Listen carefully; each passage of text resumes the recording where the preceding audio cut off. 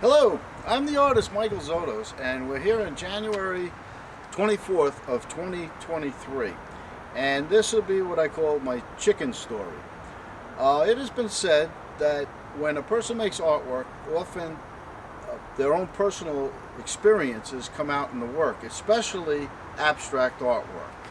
Okay, things that happened in their youth, etc. Now, I'm here to say that it's not just the art pieces where it comes out, but in something like what I've been doing, it's an artistic endeavor. And the entire endeavor I consider to be the art, not just the individual pieces. And part of the art is the creation of videos documenting what's going on, explaining, etc., etc. Well, there's a little story I have, something that transpired when I was very young. I've been saying that when I was young, I lived in the Catskill Mountains for a period of years as a child, between 8 and almost 12 years old. And it was a very rural environment, and it greatly affected myself, okay? It just did. And there was one particular experience that I want to explain. We had a minor farm, a small little family farm, 4 pigs, a cow for milk, a goat, a pony, and chickens, and what they call laying hens. The laying hens would roost. I'd take care of them. There'd be like 16 of them all the time, and they would lay eggs, and I'd collect the eggs. I'd feed them and water them. But then we also had chickens for eating, okay? There'd be like 50 chicks. My father would get them as chicklings, and then we would, or baby chicks, that's what they were. And I would feed them and water them, and then periodically they'd have to be butchered. They'd have to be killed for food.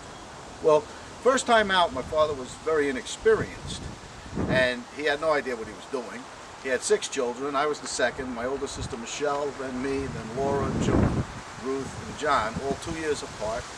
And what he did was he set a log up on end and took an axe, and he sat down there, and he just took the axe and would chop the heads off. Well, we were required to go into the chicken coop and come out with a chicken, and continually, it was one after the next, and he would just hold the chicken with one hand and chop the head off on the log, okay, with the other, with the axe.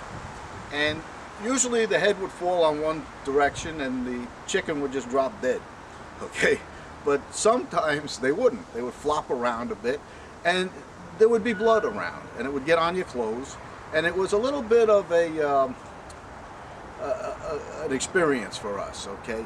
I wouldn't say it greatly affected us, but it's in our psyches what had happened.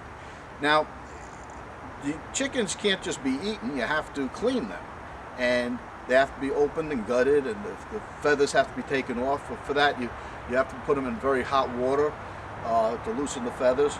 But first, before anything else, they need to be hung upside down by their claws and bled, basically, as all animals that you kill. Even when people go hunting, they'd have to hang the deer upside down and bleed them out.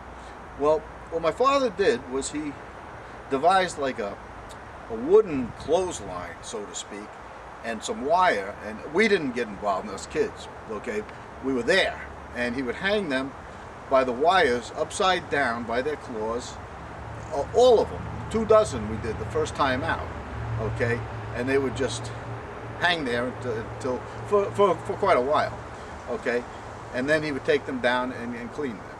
And in 2017, I created and I posted a YouTube video that, as I see it, had a very strong familiarity to me at the time, and I've seen the video since, and I've since come to realize what that video, why I created that, and what it has to do with, what it's about. Hello, I'm the artist Michael Zotos, and today is June 25th, 2017. And we are here in my yard in Holtzville, Long Island, and what I'm going to show you is me with some of my smaller pole entities, I call them. And I create them to hang them on the telephone poles in the various villages, especially out east in the Hamptons, And this is basically what they look like. Something like this. You can see the eyes on there, the various features and colors. Okay, here's another one. This one I like quite a bit.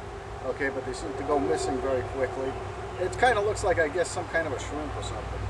But anyway, what I do is I start with a heavy paneling or thin plywood that I find, whatever, and I cut them into shapes. And this is a shape, you can see, okay, and here's another one, kind of like a bit of a whale type of shape. It'll look nice when it's finished with the eyes and the features and all.